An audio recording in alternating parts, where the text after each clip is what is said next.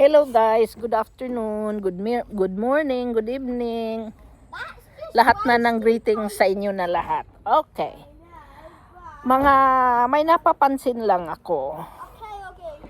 At promise you, hindi ako nagtatampo.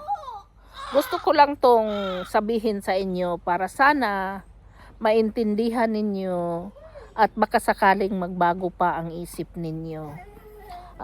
It's regarding sa mga napansin ko kasi pag nag-vlog ako na ang topic ko ay si Pugong Biyahero, mahina ang views.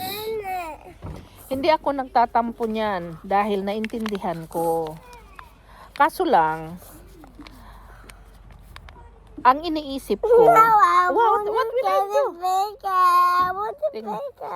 You want it bigger? I cannot do it bigger. Why don't you use the yellow one? Nandito kami kasi sa playground, nagpalipad ng papel na eroplano itong mga alaga ko. Why don't you pick up some of the paper airplane on the floor and fly it? Because they are very good. Go! Tapos,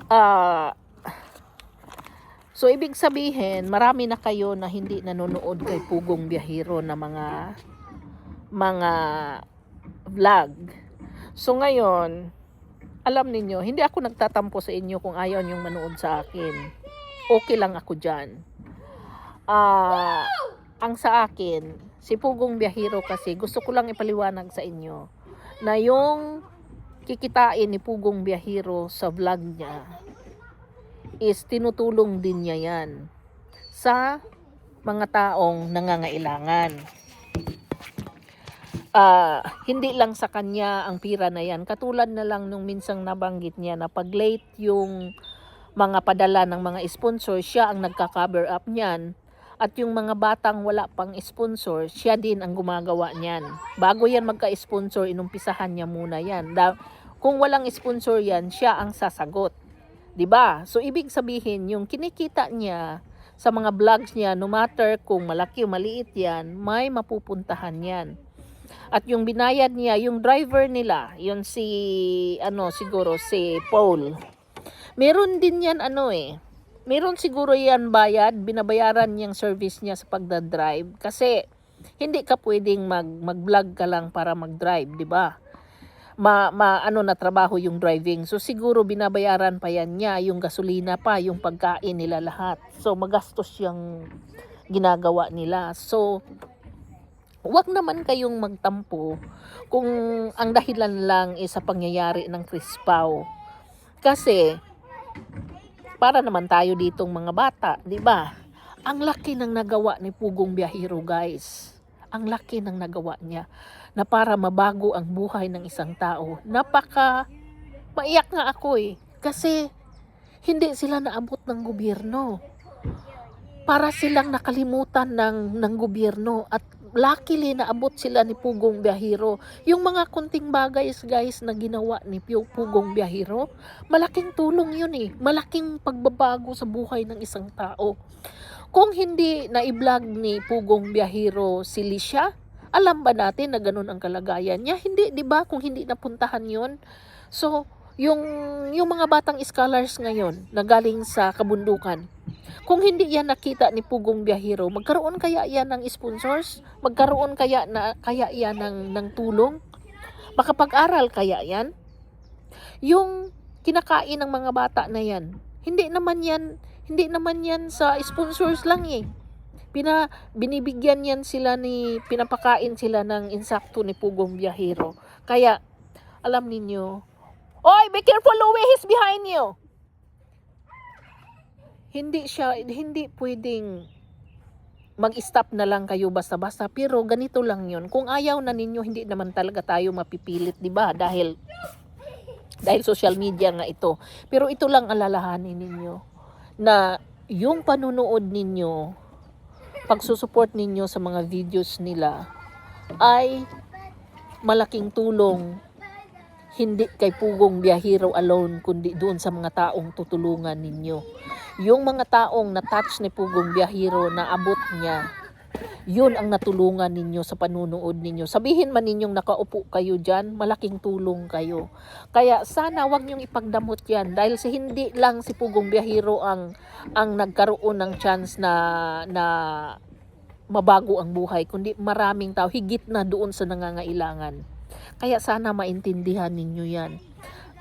Now, at sana hindi na kayo magtampo. Yung Chris Pao naman, istorya lang yun eh. Baby, be careful ah! And don't slide! Istorya lang naman yung Chris Pao eh. Hindi yun totoong buhay. Kung meron mang nangyaring totoong buhay ngayon, sila na lang ang bahala doon. Wag na natin pakialaman yun. Dahil mas maganda yung surprise na lang ang malalaman natin.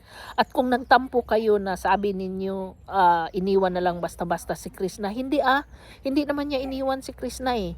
Magpapasalamat kaya si Krishna, i-vlog niya kung naiwan pa siya na iniwan na lang basta-basta. Hindi, di ba? So wag naman ganun. At hindi ako mag-alala kung ayaw nyo sa vlog ko about Pugong Biyahero. Okay lang ako. Ang sa akin, yung mga tao, natutulungan yan ni Pugong Biyahero. Ako naman, kung magkano lang kikitain ko, okay na ako dyan eh, dahil itutulong ko din yan. Dahil mas maganda yung tulong na nag-multiply. So, okay lang ako, pero hindi nyo ba naisip na yung panonood ninyo, yung support ninyo, malaking tulong yan sa kapwa?